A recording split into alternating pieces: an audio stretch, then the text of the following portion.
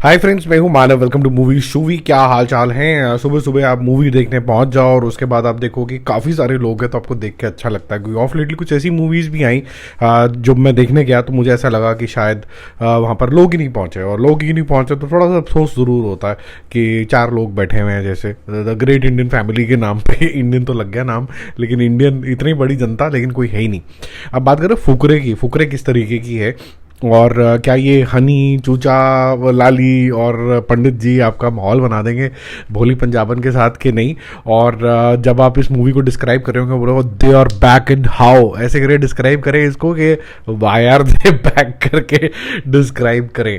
पहले मैं आपको समझाता हूँ ये मूवी है किसके बारे में, और उससे पहले छोटा सा 30 सेकंड ले लूँगा। एक बारी क्या हुआ कि मतलब एक मेरा दोस्त है, बॉम्बे में रहता है, वो थोड़ा सा सैड हो गया, उसकी जॉब वॉब का कुछ पंगा चल रहा था। कहते हैं यार चल मिलते हैं, बैठते हैं, थोड़ा चाय वाय पीते हैं, टफरी वफरी मारते हैं, पाव वाव खाते हैं, सब पाव वगैरह खाते हैं, बैठ के गप्पे मारने के लिए पुरानी बातें याद करने लग गया, हंसने लग गया। हंसने लग गए तो क्या होता है ना, हंसी के साथ एक रिदम बन जाता है। हंसते चले जा रहे हैं ना, कोई बात ना चीत, हंसे जा रहे हैं। लोग देख रहे हैं, कहते गधे हैं ये, कैसे है। और हम हंस रहे हैं। हमारे 2-3 घंटे हंसने के बाद इतना पॉजिटिविटी आनी शुरू हो गई, मतलब ऐसा लगा कि हाँ जो भी प्रॉब्लम है उसको सॉल्व कर सकते हैं। क्या है, कोई बात नहीं, बचपन में जब स्ट्रगल कर रहे थे तब भी तो ऐसा समय आया था, ये आया था, वो कहता बात जो है आई गई होगी। और ये जो हंसी थी, जो नॉन स्टॉप लाफ्टर था, उसने बहुत ज़बरदस्त तरीके का कमाल कर दिया। उस टाइम पे हमारा माइंड बिल्कुल बच्चे जैसा हो गया था, स्विच ऑफ हो गया था। फुकरे 3 के लिए भी आपको ऐसा ही करना है। अगर आपने 2 मिनट के लिए भी दिमाग लगाने की कोशिश कर ली, अगर आपने बोला कि नहीं मैं इसके अंदर लब लॉजिक ढूंढूंगा, तो फिर तो आपको ये मूवी किसी कचरा के डब्बे में जाती हुई नजर आएगी। और लेकिन अगर आपने बोला नहीं यार मैं तो मूवी आया ही इसलिए था कि मुझे तो चूचा की बेवकूफ़ी देखनी है, और यहाँ पर चूचा का डेजा चू जो है वो ही हीरो है, तो आपको काफ़ी ज़्यादा मज़ा आएगा। मूवी के स्टार्टिंग में आपको एक रिकैप करके दिखा दिया जाता है, जहाँ पर आपको 10 साल का सामग्री एक साथ दिख जाती है। 2013 में इसका फर्स्ट पार्ट आया था, मैंने भी तब नहीं देखा था, मैंने उसके टीवी पे देखा था जब ये आया था। तो लेकिन एक चीज़ ज़रूर है कि जब ये फ्रेंचाइजी को 10 साल हो चुके हैं तो मेकर्स ने एक अच्छी चीज़ करी कि आपको एक इंट्रोडक्शन करा दिया। बट आपको पहले 1-2 पार्ट देख लेने चाहिए, एटलीस्ट फर्स्ट पार्ट तो देख लेना चाहिए, ताकि किसकी किसके साथ क्या इक्वेशन है वो समझ में आ जाए। ठीक है जी। चूचा की कोई एक नई भसड़ है जिसकी वजह से लोग साउथ अफ्रीका पहुंच जाते हैं स्टार्टिंग के अंदर ही, जहाँ पर काफ़ी फनी डायलॉग्स भी आते हैं, और जिस तरीके से आपस में एक दूसरे को कॉम्प्लीमेंट करते हैं, चाहे वो चूचा लार्जली और पंडित जी की कॉन्वर्सेशन ज़्यादा है, मेन लीड तो वही लगते हैं क्योंकि कॉन्वर्सेशन इनके बीच में ज़्यादा होती रहती है। और बीच बीच में जब लाली एक पंच लाइन सी कुछ मार देता है तो आपको काफ़ी ज़्यादा मज़ा आता है, और हनी बिल्कुल एक कॉमिंग इफेक्ट सा लेके आता है। तो थोड़ा सा अलग तरीके की है। डायलॉग्स थोड़े से एजी हैं इस बारी, थोड़ा सा जस्ट ऑन द, जैसे कहते हैं ना, एज है। उसके बाद थोड़े से क्रिंज हो सकते थे, तो some of the dialogues can actually go uncomfortable with your family when if you are watching with your family, but if you are watching with your friend it will be too much fun. यहाँ पर काफ़ी सारी चीज़ें parallelly चल रही होती है, जैसे मैंने आपको बताया कि क्या होता है जिसकी वजह से साउथ अफ्रीका चले जाते हैं, क्यों ये वर्सेस पंजाबन वाली कहानी बन जाती है। इसके बारे में ज़्यादा नहीं बताएंगे क्योंकि आपको कहानी पता चल जाएगी।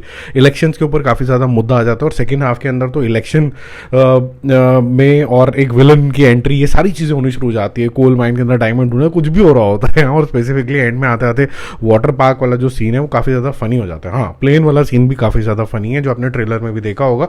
बट लार्जर एस्पेक्ट ये है कि Choocha is in each and every aspect of the film.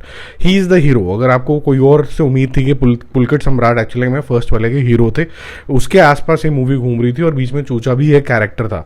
Second में आते आते चूचा को एलिवेट किया गया था, बट यहाँ पर चूचा ही है, और पुलकित का थोड़ा कम रोल है इसके अंदर, और उसी तरीके से आपको इस नज़रिए से देखना है। ऋचा चड्ढा का भी कम रोल है। बीच में मनु ऋषि की इंट्रोडक्शन होती है, ढींगरा साहब की होती है, जो आप सेकेंड हाफ में इलेक्शंस वाली कहानी देखोगे, एक सोशल मैसेज भी है पानी को लेके, वो सब चीज़ें भी आप देखोगे। वहाँ पर आपको ऐसा लगेगा कि थोड़ी बेवकूफ़ी का जो क्वेश्चन है वो थोड़ा सा बिल्कुल ही जो लाइन है वो क्रॉस कर रहा है, लेकिन फिर भी आप बोलोगे ठीक है यार मैं तो दिमाग स्विच ऑफ ही करके आया था, मुझे तो सिर्फ हंसना है बेवकूफ़ियों के ऊपर, तो आपको ठीक लगेगा। तो चूचा का पागलपन आपको मस्त लगने वाला है।